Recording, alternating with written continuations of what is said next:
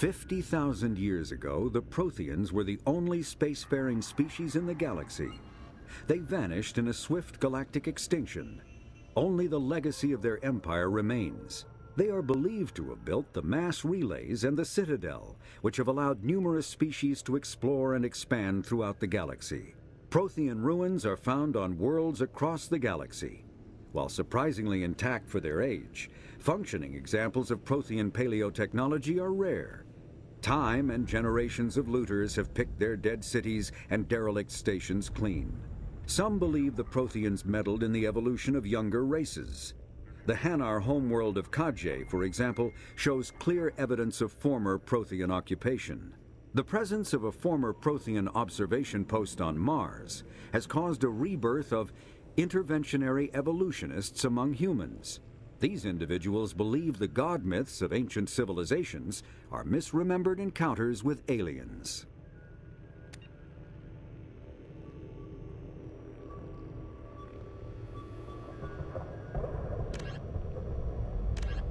The Asari were the first species to discover the Citadel. When the Solarians arrived, it was the Asari who proposed the establishment of the Citadel Council to maintain peace throughout the galaxy. Since then, the Asari have served as the mediators and centrists of the Council. An all-female race, the Asari reproduce through a form of parthenogenesis. They can attune their nervous system to that of another individual of any gender and of any species to reproduce. This capability has led to the unseemly and inaccurate rumors about Asari promiscuity. Asari can live for over 1,000 years, passing through 3 stages of life. In the maiden stage, they wander restlessly, seeking new knowledge and experience. When the matron stage begins, they meld with interesting partners to produce their offspring. This ends when they reach the matriarch stage, where they assume the roles of leaders and counselors.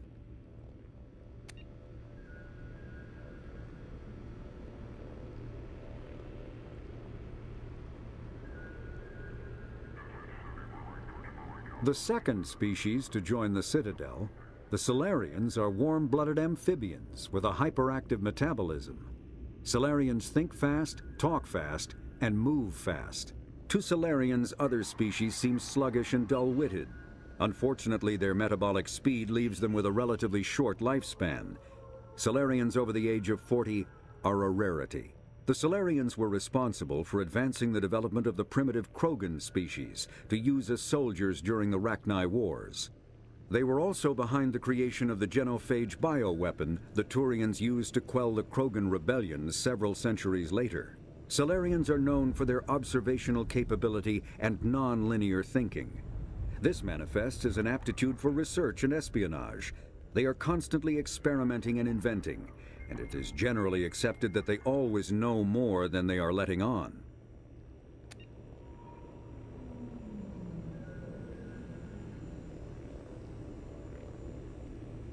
Roughly 1,200 years ago, the Turians were invited to join the Citadel Council to fulfill the role of galactic peacekeepers. The Turians have the largest fleet in Citadel space, and they make up the single largest portion of the Council's military forces. As their territory and influence has spread, the Turians have come to rely on the Solarians for military intelligence and the Asari for diplomacy. Despite a somewhat colonial attitude towards the rest of the galaxy, the ruling hierarchy understands they would lose more than they would gain if the other 2 races were ever removed. Turians come from an autocratic society that values discipline and possesses a strong sense of personal and collective honor. There is lingering animosity between Turians and humans over the First Contact War of 2157, which is known as the Relay 314 incident to the Turians. Officially, however, the 2 species are allies, and they enjoy civil, if cool, diplomatic relations.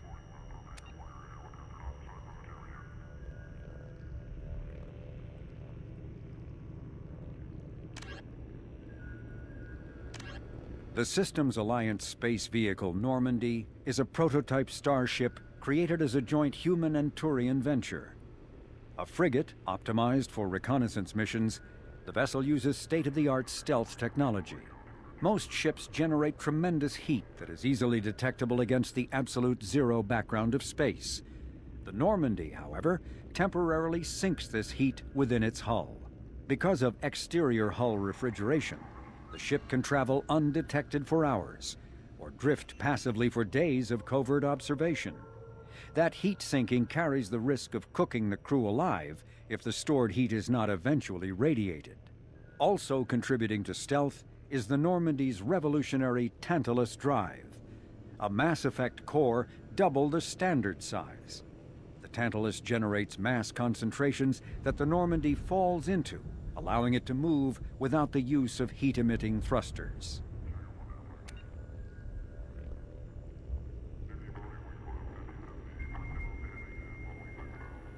With elaborate secrecy, Cerberus labored for years to build a new, superior Normandy. The vehicle's many alterations produced a craft nearly double the original size, requiring an even larger Tantalus drive core to compensate. The new Normandy features greater space in living quarters, research laboratory, observation deck, and cargo bay. Its shuttle can make landings the Normandy cannot attempt. In addition to tight beam communicators, Normandy's Quantum Entanglement Communicator, QEC, provides instantaneous contact with the elusive man. The Enhanced Defense Intelligence AI coordinates many of the ship's combat functions, assisting and even supplanting human piloting. Potential upgrades are numerous. The airframe could support additional armor and an axial mass accelerator. The thrusters could support recent advances in fuel technology beyond H2O2 chemical rockets. And the hull can mount double the standard number of kinetic barrier projectors, leaving space for stronger shields, easily sustainable via the new ESO drive core.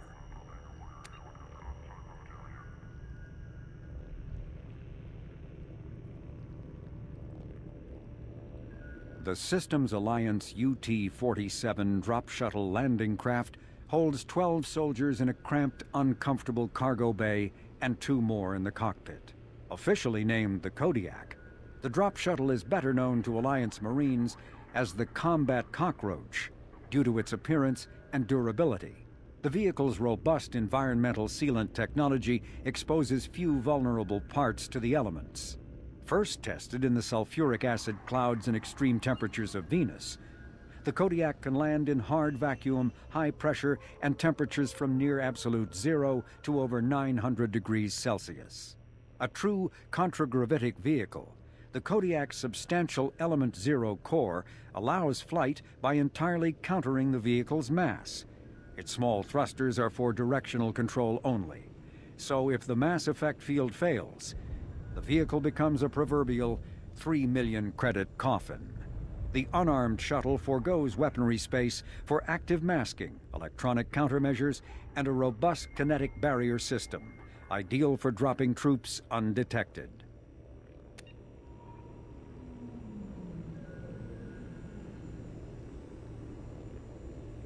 Asari-made Solaris armor can resist even the tremendous heat and kinetic energy of starship weapons.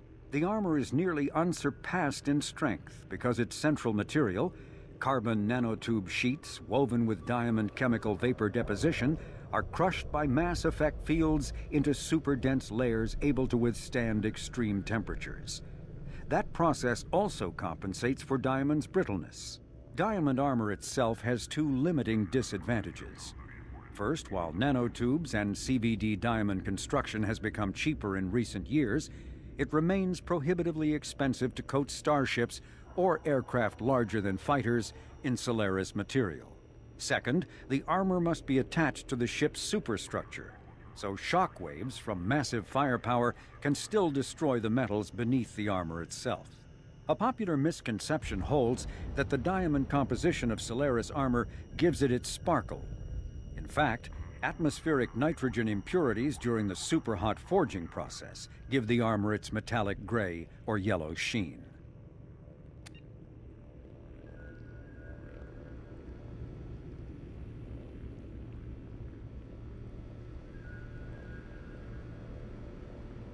Following the Battle of the Citadel, human and Turian volunteers conducted a massive 3-month recovery effort to clear the station's orbit of debris.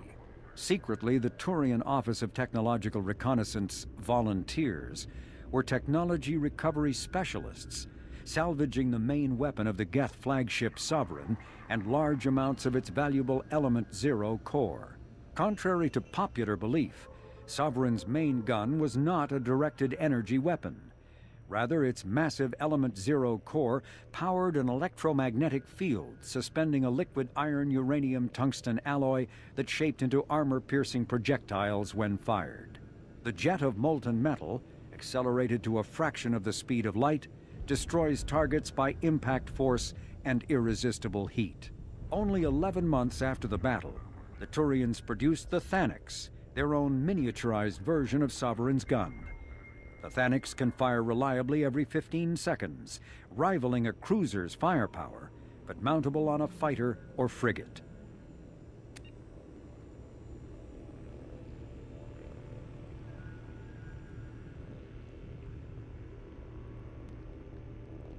Cyclonic Barrier Technology, CBT, attempts to solve the higher-end limitations of traditional kinetic barriers.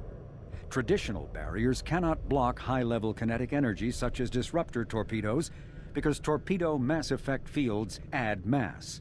The CBT violently slaps aside rather than halting incoming linear force.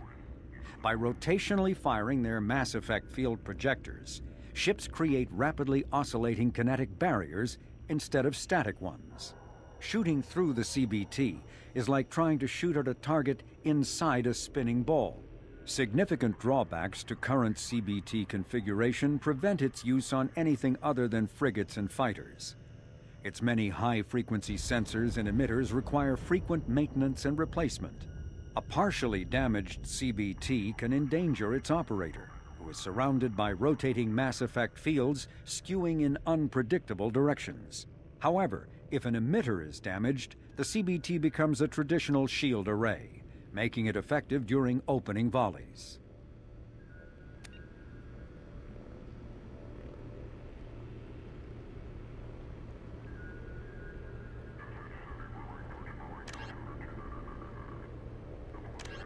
The flagship of the rogue ex-Spectre, Sarin Arterius, Sovereign is a devastating dreadnought of unprecedented power.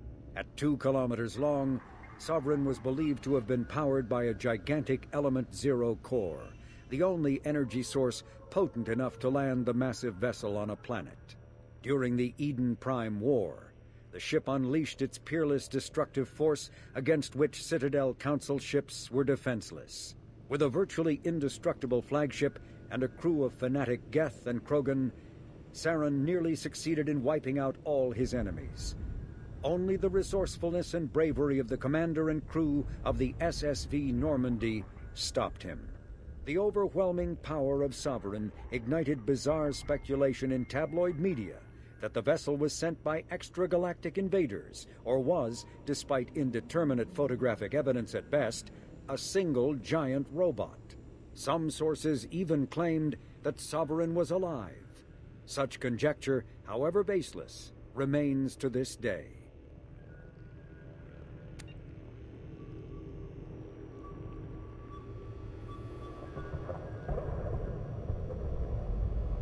In the early 2160s, the Alliance began aggressive colonization of worlds in the Skyllian Verge, much to the dismay of the Batarians, who had been developing the region for several decades.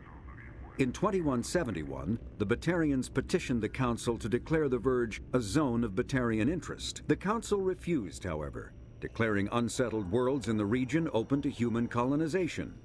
In protest, the Batarians closed their Citadel embassy and severed official diplomatic relations with the Council, effectively becoming a rogue state. They instigated a proxy war in the Verge by funneling money and weapons to criminal organizations, urging them to strike at human colonies. Hostilities peaked with the Skyllian Blitz of 2176, an attack on the human capital of Elysium by Batarian-funded pirates and slavers. In 2178, the Alliance retaliated with a crushing assault on the moon of Torfin, long used as a staging base by Batarian-backed criminals. In the aftermath, the Batarians retreated into their own systems and are now rarely seen in Citadel space.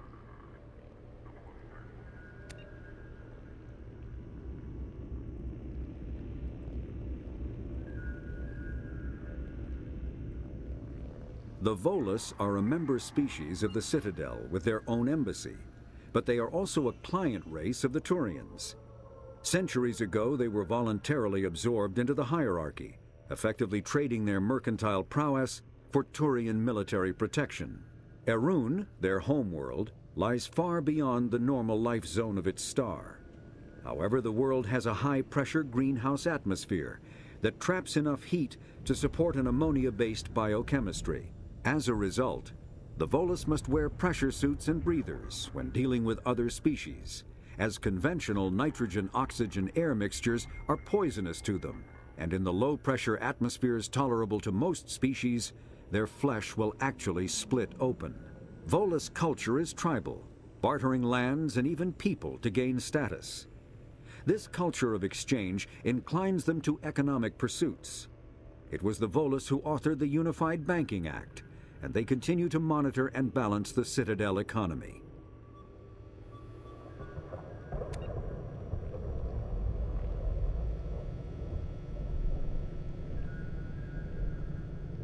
Although they resemble a mammal-reptile cross, the Vorcha have no terrestrial analog. They are humanoid in form, but Vorcha have clusters of non-differentiated neoblast cells, like those of Earth's planarian worms. Damaged Vorcha cells mature into specialized structures to alleviate injury or stress. Transformations include thicker skin following injury, lung adaptation for barely breathable atmospheres, and stronger cardioskeletal muscle under high gravity. Skull capacity and brain size do not change, and Vorcha rarely make more than one somatic overhaul. Vorcha assault each other frequently, causing their young to gain strength, intelligence, and resilience. As a result, Vorcha see inflicting and receiving pain as normal communication. Few Vorcha study professions, in part because their average life expectancy is only 20 years. Because Vorcha can eat and breathe nearly anything, they can live almost anywhere. But racism prevents them from integrating into most societies that dismiss them as vermin. They have few employment options beyond Krogan mercenary bands.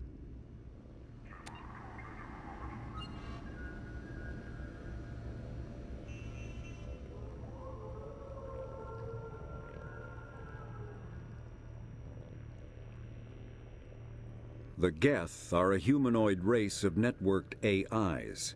They were created by the Quarians 300 years ago as tools of labor and war. When the Geth showed signs of self-evolution, the Quarians attempted to exterminate them. The Geth won the resulting war. This example has led to legal, systematic repression of artificial intelligences in galactic society. The Geth possess a unique distributed intelligence. An individual has rudimentary animal instincts, but as their numbers and proximity increase, the apparent intelligence of each individual improves. In groups, they can reason, analyze situations, and use tactics, as well as any organic race. Geth space is located at the trailing end of the Perseus Arm, beyond the lawless Terminus systems. The Perseus Veil, an obscuring dark nebula of opaque gas and dust, lies between their space and the Terminus systems.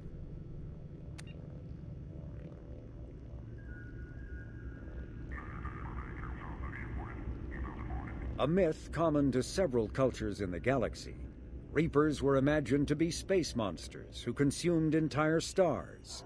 Archaeologists and mythologists attempting to uncover sources for such myths have yielded little, except interstellar religious themes of all-consuming devils common to primitive cultures. Reaper indoctrination is an insidious means of corrupting organic minds, reprogramming the brain through physical and psychological conditioning, using electromagnetic fields, infrasonic and ultrasonic noise, and other subliminal methods. The Reaper's resulting control over the limbic system leaves the victim highly susceptible to its suggestions. Organics undergoing indoctrination may complain of headaches and buzzing or ringing in their ears. As time passes, they have feelings of being watched and hallucinations of ghostly presences.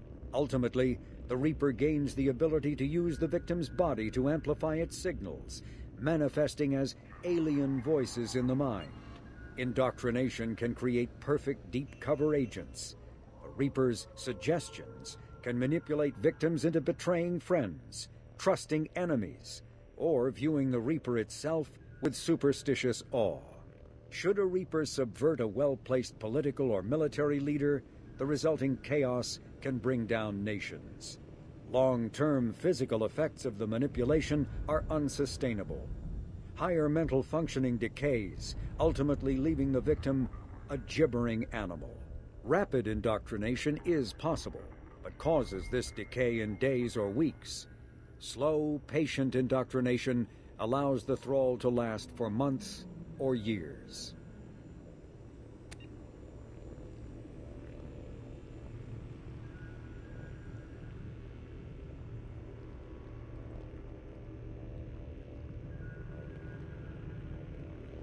Driven from their home system by the Geth nearly 3 centuries ago, most Quarians now live aboard the Migrant Fleet, a flotilla of 50,000 vessels ranging in size from passenger shuttles to mobile space stations. Home to 17 million Quarians, the flotilla understandably has scarce resources. Because of this, each Quarian must go on a rite of passage known as the pilgrimage when they come of age. They leave the fleet and only return once they have found something of value they can bring back to their people. Other species tend to look down on the Quarians for creating the Geth and for the negative impact their fleet has when it enters a system. This has led to many myths and rumors about the Quarians, including the belief that underneath their clothes and breathing masks, they are actually cybernetic creatures, a combination of organic and synthetic parts.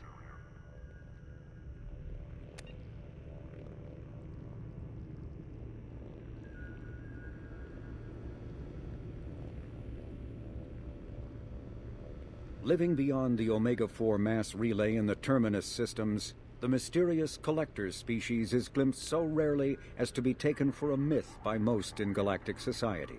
In reality, Collectors are human-sized insectoid bipeds and can resemble massive winged beetles. They are a terrifying force in the galaxy, responsible for the murder of hundreds of thousands. Collectors generate permanent stasis fields around themselves, creating nightmarish red-shifted energy fields. In battle, they hold position whenever possible, relying on their aggressive biotics and nearly limitless power.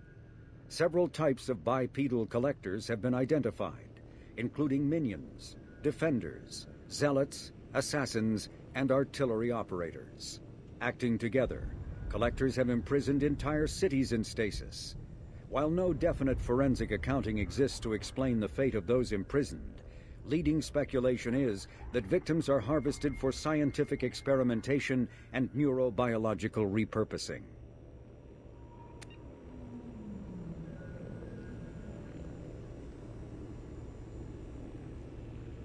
The Krogan evolved in a hostile and vicious environment. Until the invention of gunpowder weapons, eaten by predators was still the #1 cause of Krogan fatalities. Afterwards, it was death by gunshot. When the Solarians discovered them, the Krogan were a brutal, primitive species, struggling to survive a self-inflicted nuclear winter. The Solarians culturally uplifted them, teaching them to use and build modern technology, so they could serve as soldiers in the Rachni War. Liberated from the harsh conditions of their homeworld, the quick-breeding Krogan experienced an unprecedented population explosion. They began to colonize nearby worlds.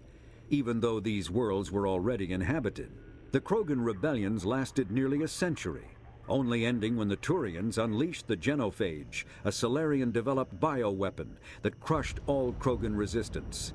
The Genophage makes only 1 in 1,000 pregnancies viable, and today the Krogan are a slowly dying breed.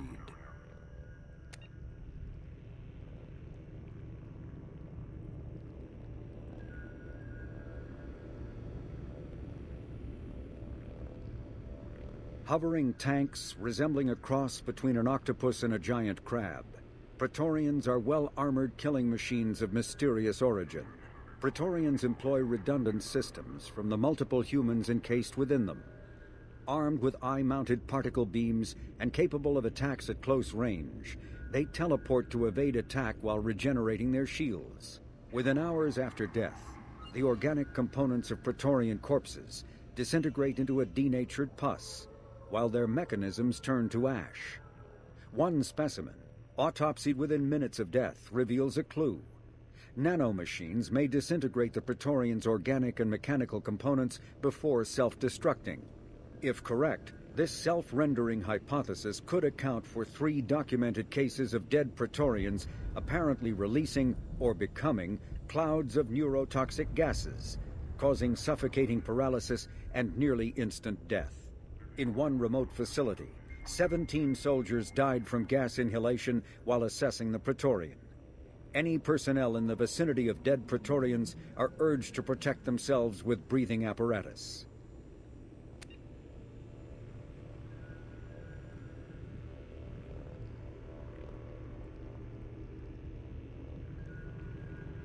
The Hanar are a citadel species known for excessive politeness. They speak with scrupulous precision and take offense at improper language. Hanar that expect to deal with other species take special courses to help them unlearn their tendency to take offense at improper speech. All Hanar have 2 names. The face name is known to the world.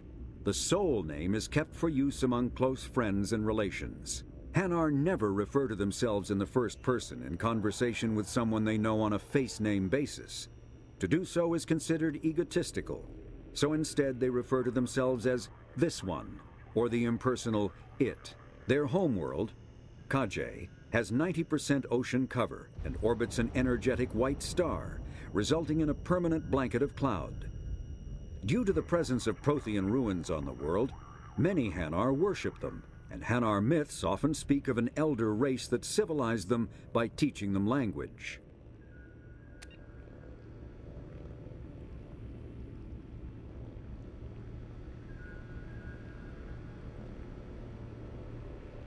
The Elcor are a citadel species native to the high-gravity world Dakuna. They are massive creatures, standing on 4 muscular legs for increased stability. Elcor move slowly, an evolved response to an environment where a fall can be lethal. This has colored their psychology, making them deliberate and conservative. Elcor's speech is ponderous and monotone. Among themselves, scent, slight movements, and subvocalized infrasound convey shades of meaning that make a human smile seem as subtle as a fireworks display. Since their subtlety can lead to misunderstandings with other species, the Elcor often go out of their way to clarify when they are being sarcastic, amused, or angry. Dakuna's high gravity impedes mountain formation. Most of the world consists of flat, open plains, which prehistoric Elcor wandered across in small family bands. Modern Elcor still prefer open sky and can become restless and uncomfortable on long starship journeys.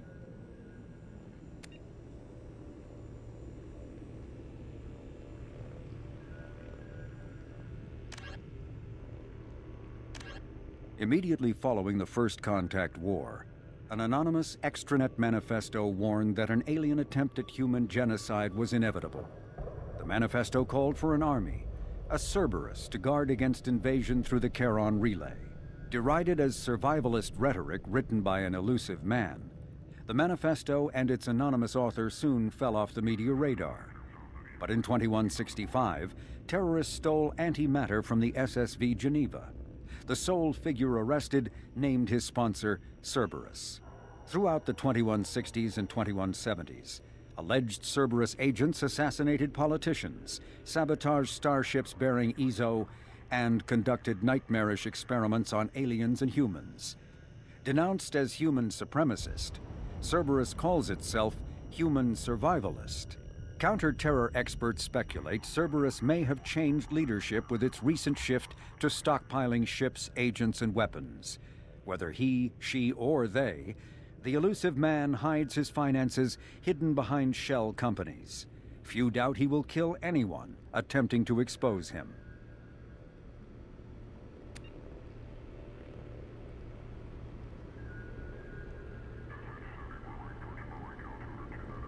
The reclusive tycoon calling himself the Elusive Man is a human nationalist focused on advancing human interests, whatever the cost to non-humans.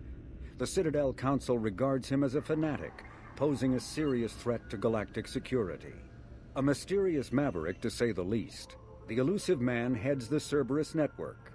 Dubbed the Elusive Empire by investigators, Cerberus is an allegedly untraceable syndicate of private intelligence agencies, biotics laboratories, engineering and scientific research teams, and lucrative front companies. Branded a terrorist and seditionist organization by authorities, Cerberus is the only human power base other than the Terra Firma Party, strong enough to embarrass, if not threaten, the Council and its human representatives.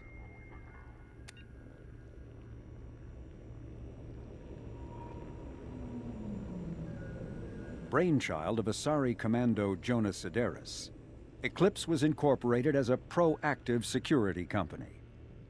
Influenced by Asari and Solarian military doctrine, Eclipse specializes in sabotage, assassination, and personal and organizational security. Although Citadel governments regard the corporation with suspicion, it's embraced in the Skillian Verge and Terminus systems. Early on, Sideris sought government contracts to establish market share against the better-established Blue Suns. Her agency scored a galactic PR coup by retaking several space stations captured by the Anhur People's Liberation Army and neutralizing its leaders, a victory Eclipse's marketing department never ceases trumpeting.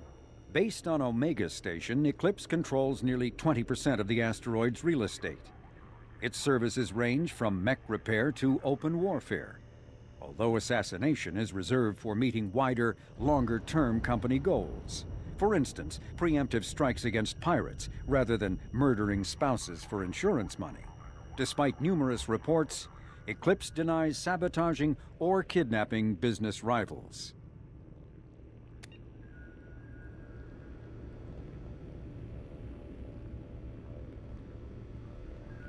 Originally a small Terminus Systems Vorcha gang, the Blood Pack was transformed into a legion by visionary Krogan battlemaster Gunnar Rang. Exiled for striking a female in anger, Rang obsessed over reclaiming his lost status. Leading the Vorcha Pack as a pirate crew, Rang cultivated recruits and infamy for a decade before incorporating his fighters as a security company across the Skillian Verge. His notoriety ensured his initial public offering for investors made him rich beyond most Krogan's dreams. Rang returned triumphantly to his clan, rallying elders, Krogan hordes, and their firepower and biotic support toward professional violence in the Terminus systems. Banned from Citadel space, the Blood Pack bribes its way through spaceports into armed conflicts across the galaxy. Priding themselves for accepting otherwise untouchable contracts, the Blood Pack rejects bodyguarding and security in favor of cases requiring minimal oversight and maximal violence.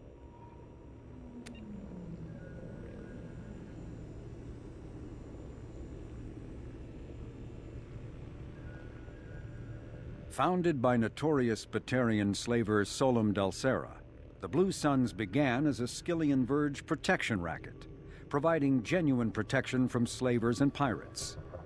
Eventually captured by the Systems Alliance Navy, Dulcera beat almost 24 charges to be convicted on a single count of conspiracy. The slaver benefited from the tutelage of cellmate and brilliant con artist Bernard Legit's Ledger. Upon release 5 years later, Dulcera incorporated Blue Suns as a legal security agency. Today, the Blue Suns boast a galaxy-wide force of Batarians, Turians, humans, and Krogan. Each deployment is backed by a logistics corps, selling everything from heavy weapons to shaving cream. Despite claims that Blue Suns sells its captives as slaves, no Blue Suns employee has ever been convicted on such charges. Many Blue Suns members sport the company logo in tattoo form, removed during assignments and reapplied at mission end.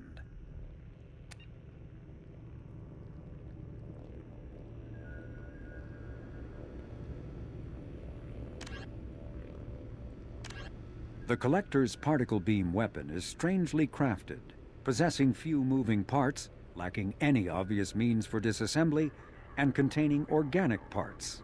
The amount of energy required to create a destructive beam is several orders of magnitude more than the energy required to launch a physical projectile at high velocity via a mass effect field. Lacking any clear ammunition or fuel source, the device likely uses heat sinks or compensators to maintain firing during sustained combat. Current Cerberus efforts to understand the technology and replicate it have failed.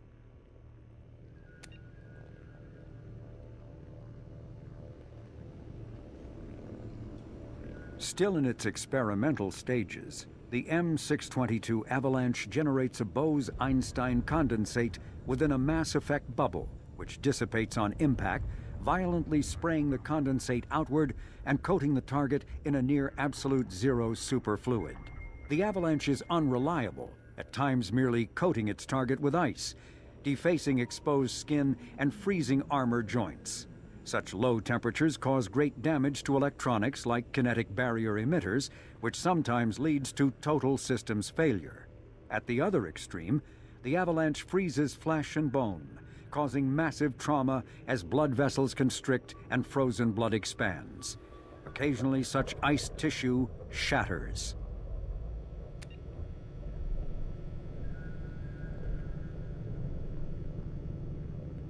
Medigel is a common medicinal salve used by paramedics, EMTs, and military personnel. It combines several useful applications: a local anesthetic, disinfectant, and clotting agent all in one.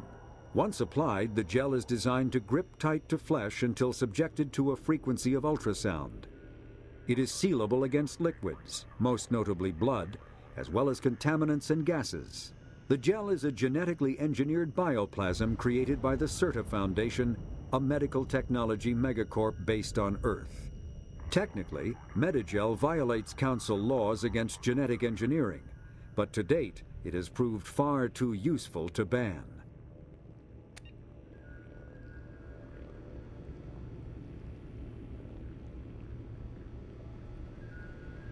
Based on existing technology, the ML-77 is a rapid-fire missile launcher using seeking projectiles.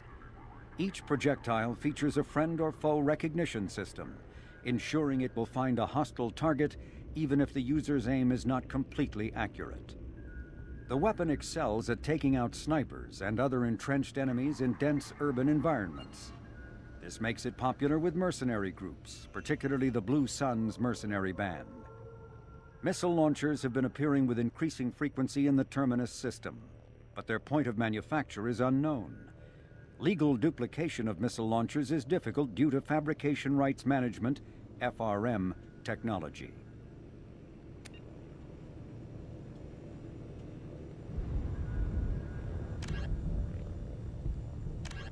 As vast in natural beauty as it is in threat, the purple and gold nebula called the Perseus Veil forms the natural border between Geth space and the Terminus systems. The Veil's total opacity prevents Council intelligence from surveying Geth activity. Theoretically, the Geth could be preparing a devastating attack against which the Council could be defenseless, or the Geth could have died out, so that the defense budget against them could be gaining the Alliance nothing but economic ruination.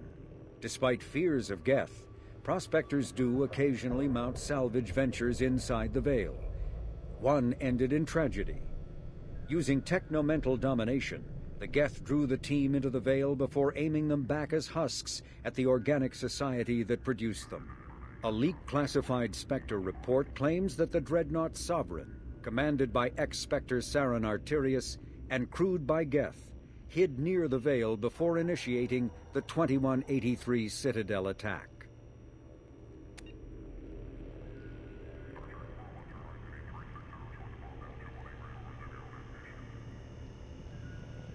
A typical Terminus colony possessing minimal tourist value, Horizon promises substantial economic opportunity, especially in providing new products for humans and supplying the Turian hierarchy.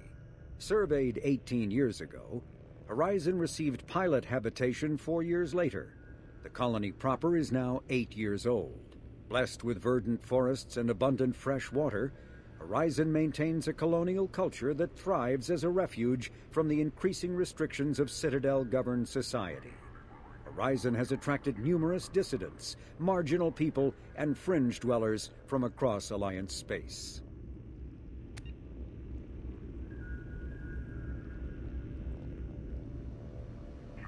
A regional hub of Asari commerce awash in riches, Ilium is infamous for its abusive labor practices and legalization of nearly everything except murder.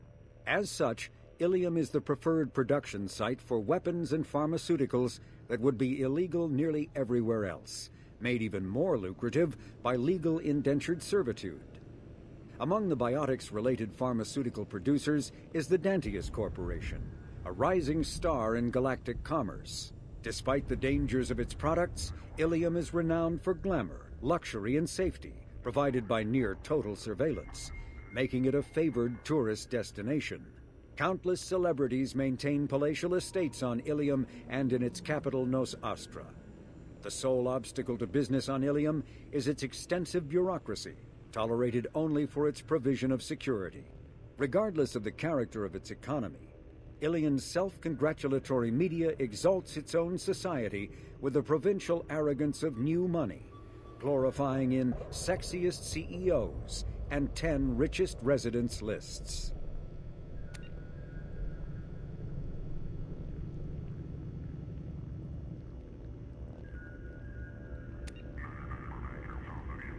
Known as the Starcraft Cemetery, Corliss was the regional toxic junkyard for centuries.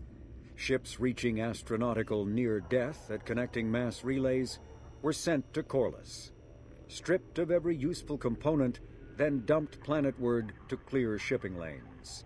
Currently, Corliss hosts numerous merc factions, such as the Blue Suns, rumored to be using downed ship fossils to test advanced munitions. Massive gun batteries threaten anyone attempting planetfall, with minimal defenses against ground attack. Because ancient volcanism greenhoused the planet, Corliss was too hot and CO2 rich to develop a biosphere, despite the abundant lakes that could have sponsored the development of life. Now cool enough for protected habitation, but too scorching for anyone but extremophiles and mercenaries seeking secrecy, Corliss supports numerous Krogan outposts. The Krogan have therefore seeded Corliss with hardy Varen, often kept as warhounds. Varen live primarily on a diet of geophagous vermin and each other.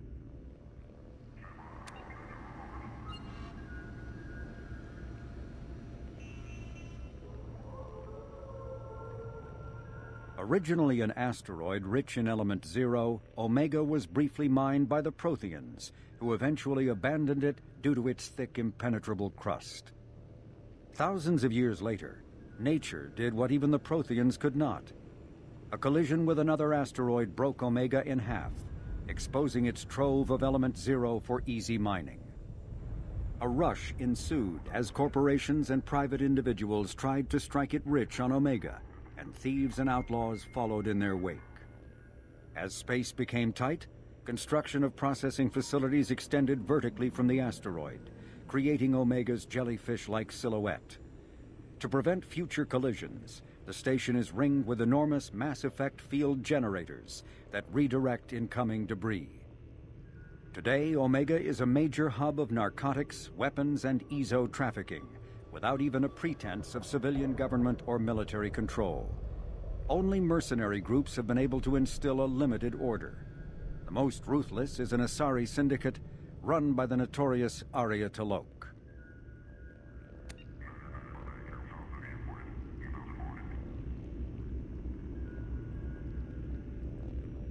Choked by the hypergrowth of non-native plant species, Pragia serves as a galactic reminder about the imperative for careful regulation during colonization. 2 centuries ago, Batarian agribusiness chose uninhabited Pragia as their empire's breadbasket. Colonization authorities introduced non-native, industrially mutated plants that flourished in the world's fertile volcanic soil. Synergizing with Pragia's natural geothermal conditions and chemotropic microbes, the imported species soon became a nightmare. Mutant strains of poisonous and even carnivorous plants arose, overgrowing colonies in days instead of years, and causing the Batarians to abandon their holdings. Because the planet's small animal population is insufficient to check its plant growth, Alliance ecologists predict soil exhaustion in 400 years. Due to its relative isolation and lack of population, Pragia has become a regional haven for drug runners, weapons smugglers, pirates, mercenaries, terrorists, and intelligence agents seeking secrecy.